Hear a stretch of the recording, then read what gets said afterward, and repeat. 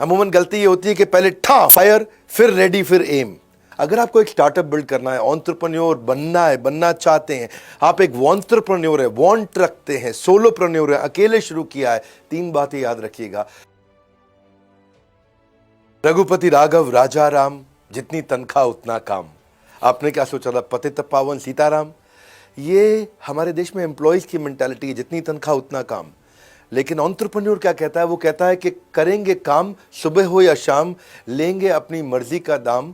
पर ध्यान से देखा जाए तो सच्चाई ये है कि एंटरप्रेन्योरशिप इतना आसान नहीं है। नमस्कार, मैं Vivek Bindra, founder and CEO badabusiness.com।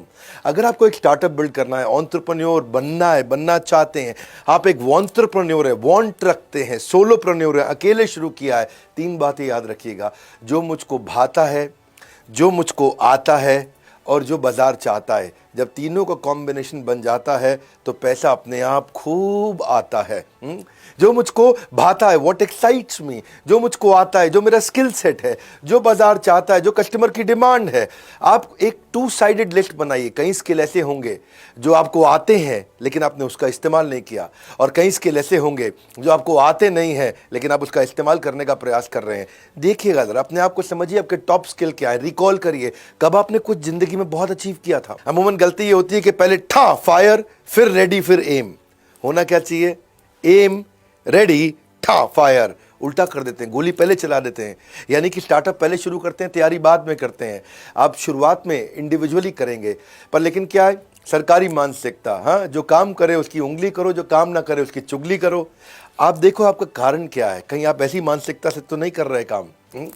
क्योंकि क्या है, देखो पहले आपको देखना पड़ेगा कि आप नौकरी से निकले हो या निकाले गए हो। निकले हो मतलब बाय चॉइस, निकाले गए हो मतलब बाय फोर्स। समय कम होता है आपके पास में। जब आप बिजनेस बड़ा करते हैं तो आपको देखना है, बाय चॉइस जब आप बिल्ड करते हो, बिजनेस बढ़ाने के लिए आपको देखना, शुरुआत के अंदर या तो प्राइस घटाओ कस्टमर बढ़ाओ, या अपना प्राइस बढ़ाओ कस्टमर घटाओ। जब आपकी स्पेशलाइजेशन हो जाती है, स्पेशलाइजेशन हाइटन्स रेप्यूटेशन। जब आप स्पेशलाइज्ड हो जाते हैं तो आप प्राइस बढ़ाते हैं, कम कस्टमर में भी ज़्यादा कमा पाते हैं। इसके लिए लर्निंग पे फोकस करना। More you know, more valuable you become. ये केवल प्रधानमंत्री मोदी नहीं बोल रहे हैं, ये हवा में आ चुकी है इस समय कि स्टार्टअप शुरू करने हैं। आपको पता है 170 मिलियन एंटरप्रेन्योर है हमारे देश के अंदर, यानी कि 17 करोड़ वो लोग जो बिजनेस शुरू करने वाले हैं, 6.5 करोड़ वो जो रजिस्टर्ड एमएसएमई, 6.5 करोड़ और हैं जो अनरजिस्टर्ड एमएसएमई। ये हमारे छोटे व्यापारी मिलकर देश का 1/3 जीडीपी कंट्रीब्यूशन कर रहे हैं, हमारे 1/3 मैन्युफैक्चरिंग आउटपुट दे रहे हैं। आज लगभग 12 करोड़ लोगों को नौकरी दे रहा है एक स्टार्टअप या एक एसएमई, एमएसएमई। 95% डेटा इस समय सस्ता हो चुका है। ट्राई कहता है कि 75 करोड़ लोग अगले साल तक इंटरनेट यूजर हो चुके होंगे। 100 मिलियन डिजिटल ट्रांजैक्शंस आरबीआई कहता है रोज की होती हैं। और कोविड का इंपैक्ट तो ऐसा रहा है कि 5 साल बाद जो ग्रोथ आनी थी डिजिटल ट्रांसफॉर्मेशन में, वो आज ही आ चुकी है। वो 8 हफ्ते जो थे ना, वो 8 हफ्ते यानी कि अप्रैल के 4 और मई के 4, उसने पूरी दुनिया बदल दी है।